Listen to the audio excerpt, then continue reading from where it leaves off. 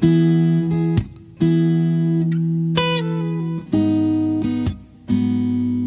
morning, brothers and sisters.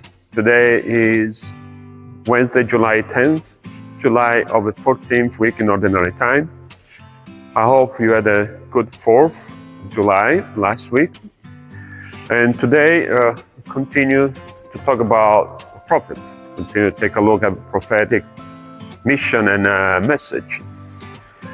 There are two main topics of the message of a prophet, two main themes, central themes of the message, which you can say boils down actually to one, but and then there is a spin-off, a second theme, a spin-off of the first one. But basically all the prophets, both the ones who didn't really write much, and the great prophets like Isaiah, Hosea, who wrote books, Jeremiah and Ezekiel, they all focus on these two topics. Again, the central topic is the people of Israel have betrayed God, the topic of idolatry. That's a central topic in the Old Testament.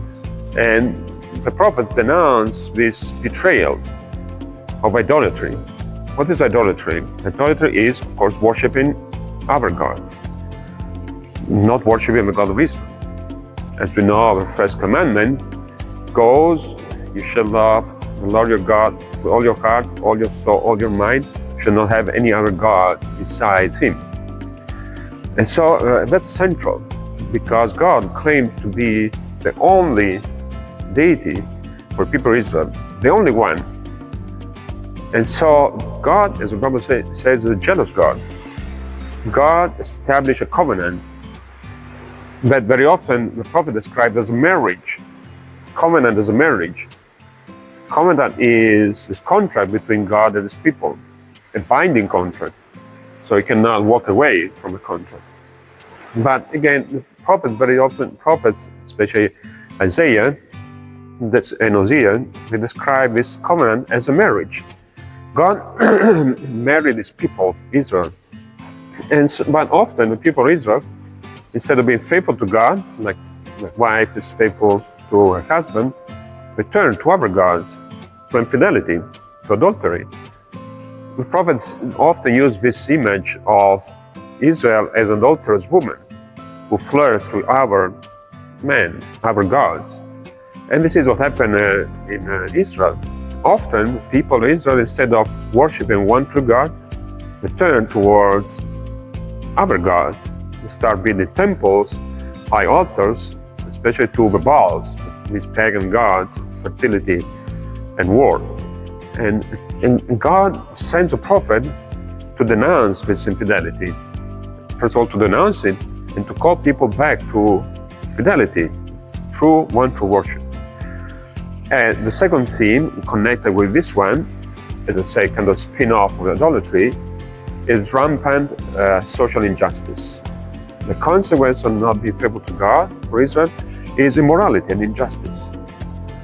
So, again, the fact that people of Israel don't worship a true God leads often to immorality, especially more of immorality is social injustice, also aspect in which people are not treated fairly.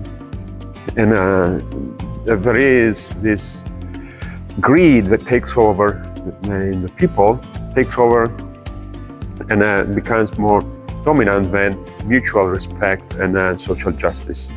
So these two aspects of idolatry, immorality, social injustice are often denounced by the prophets. Particularly Isaiah, who wrote a lot. There are 66 chapters in Isaiah.